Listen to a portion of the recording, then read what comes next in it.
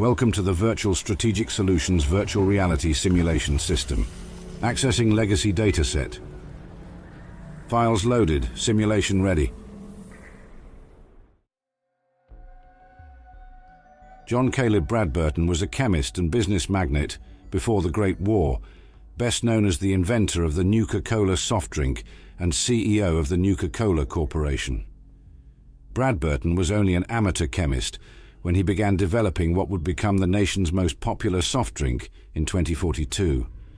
It took him nearly 2 years, and the help of multiple other organic chemists he would later call his beverageers. But in late 2042, Nuka-Cola became a reality. Within merely a year, Nuka-Cola was the top-selling soft drink in the United States. According to Ruth Levitt, by 2077, Bradburton was so influential that he owned half of Massachusetts. On Memorial Day weekend of 2049, Bradburton watched on as hundreds of people enjoyed his soft drink at a fairgrounds. He remarked that a day like this should be every day, inspiring the idea of his theme park, Nuka-World. The success of Nuka-Cola was so immense that Bradburton was able to fund and build the entire theme park in less than a year, with doors opening to Nukatown, USA and Kiddie Kingdom on May 1st, 2050. With over 40,000 visitors admitted into the park at its grand opening, the park was an instant success, and more attractions were planned to be added to Bradburton's park in the coming years. This included Dry Rock Gulch in 2058 and Safari Adventure in 2067, both of which essentially doubled the number of visitors to the park immediately. The Galactic Zone was the last ambitious park to be added in 2072. With the overwhelming success surrounding his professional life, Bradburton garnered the attention of the United States military. Bradburton's beverageers were some of the top organic chemists in the nation, prompting General Braxton of the Army Research Laboratory's Weapon and Material Division to propose a contract with Bradburton in March of 2076. Should Bradburton sign away his employees to work on chemical and biological weapons for Project Cobalt, he would be greatly compensated.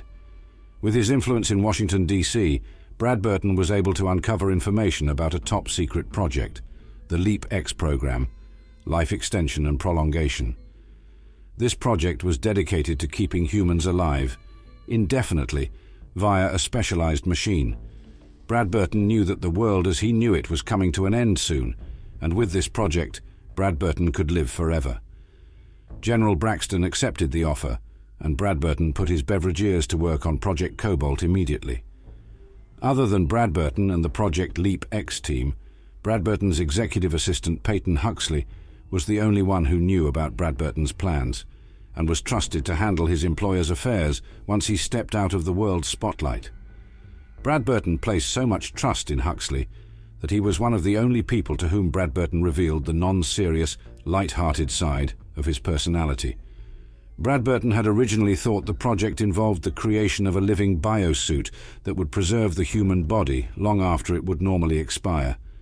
However, much to Bradburton's frustration, the LEAP-X team informed him that because of how much power and how many special components the project required, no more than 15 pounds of organic material could be accommodated. This left him no choice but to have his head surgically removed to be preserved by the machines. On April 2nd, 2077, Bradburton underwent the procedure to extend his life indefinitely, leaving the management of his affairs in the hands of his executive assistant. When the Great War struck, Bradburton was left as a head in a jar in the secret vault under his office, alive but isolated for the next 2 centuries. Trapped in solitude, he eventually grew to see his fate as worse than death, hoping for the day to come when he would finally die. However, despite his own dismal fate, he still remains proud of the legacy he has left behind in his soft drinks. John Caleb Bradburton wishes to be put out of his misery by having the power to his cryogenic preservation shut off, while Sierra Petrovita wishes to keep him alive. If his life support machine is switched off, his eyes will remain open and periodically move as if he's still alive. If he's left alive, initially against his will, he will later respond thankfully, grateful to have human contact for the first time in 2 centuries. If the player character accepts Sierra's offer and then shuts down Bradburton's life support machine, Sierra will condemn the sole survivor for their actions, furious for taking advantage of her, and then turns hostile. Should this happen, there are only two ways to proceed: kill Sierra or escape the bunker. Simulation completed. Please exit the pod or have a technician select another file.